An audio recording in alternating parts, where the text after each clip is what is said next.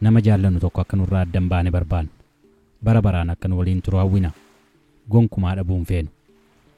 Garuu yoo namni nuti jaallannu sun du'u akka waan qaamni keenyaa fi jireenyi duraan qabnu nurraa godaaneetti nutti dhagahama. Ammuma nu bira ture. Ammuma biraa dhabna. Battala tokkotti nama yeroo dheeraaf gammachuuf jaalalaan wajjin jiraachaa turre dhabna. Egaa duuti hunda keenya iyyuu inuma miidhaa kallattii adda addaan. Namoota fuuldurattis ta'u kophaatti boo'uu barbaanna ta'a. Gaddaan cabna. Namoonni kaanis miira gaddaan guutamanii kaan yeroo boo'an argina. Akka waan qaama keenyarra miidhaan ga'eetti dhukkubbiin nutti dhaga'amuu danda'a. Garaa fi mataa keessa nama nyaata. Nyaata si lagachiisuu danda'a.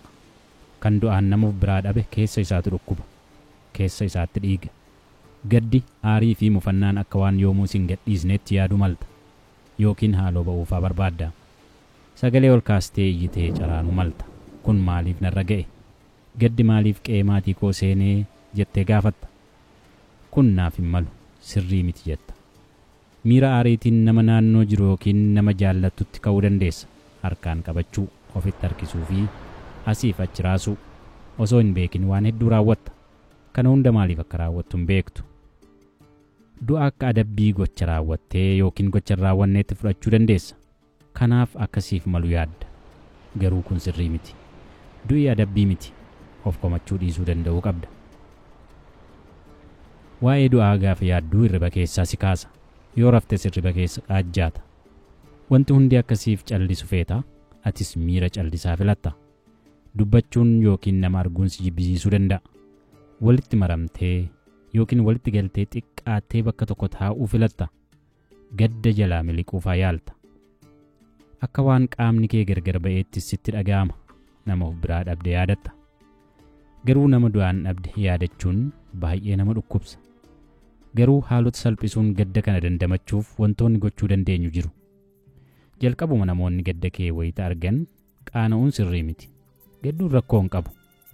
Erga nama du'aan of biraa dhabne yeroo gabaabaafis ta'u yeroo dheeraaf gadduun waanuma rakkoo qabu miti.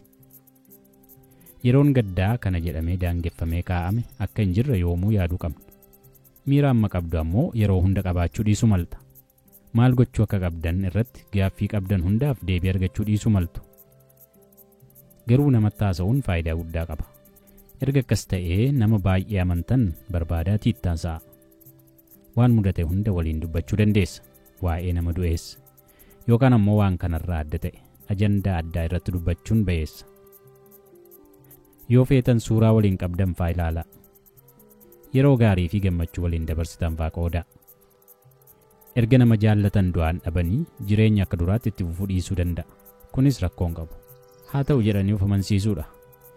Garuu wantoota fuulduratti irratti xiyyeeffachuu qabdu yaadachuun ammoo akkaan murteessaadha. Namoonni hedduun yoo nama jaallatan du'aan of biraa dhaban haala garagaraan akka jiraatan yaadu. Haala duraan ture irraa adda ta'uu danda'a. Yaadannoo yookiin jaalala nama si biraa du'eetiin jiraatta. Isin maal jettu?